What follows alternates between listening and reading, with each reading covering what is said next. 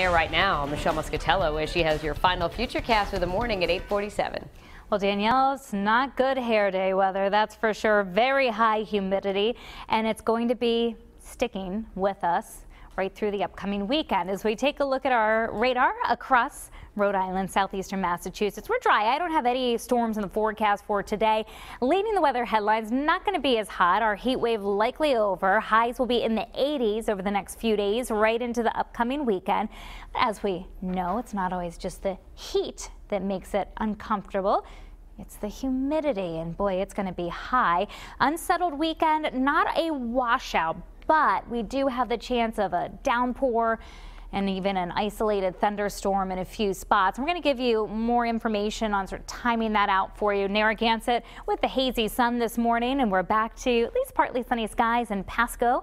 We had a bit of fog here and there, but that continues to lift and thin, and you can see a mix of blue skies and cumulus clouds over Providence. 78 now in Tiverton. The temperature 77 Smithfield. We're up to 78 in Seekonk. So warming our way up into the upper 70s. You combine that with that very high humidity. Dew points 70 degrees through Friday.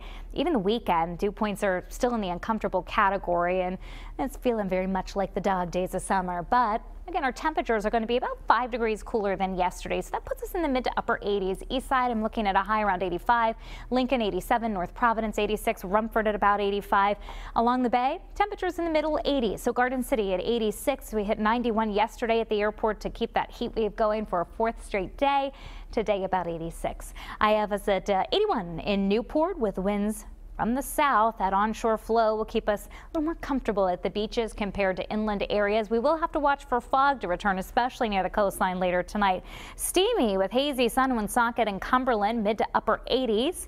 Storm-free weather, though, in those communities. 85 Fall River, New Bedford at 85. Hazy sun at the beach today, 81 degrees. Good visibility on Narragansett Bay. High tide coming up at 11:36 this morning. Futurecast for Friday. So started it off at noon. I think we're dry in the morning hours. We're watching the approach of a cold front. I do like the way that this shows most of the activity to our west into Friday afternoon, with the potential for a couple of these showers or isolated thunderstorms to work their way in really at any point later Friday into Saturday. There'll be dry stretches in there, but each afternoon and evening especially we'll have to watch for an isolated shower or storm.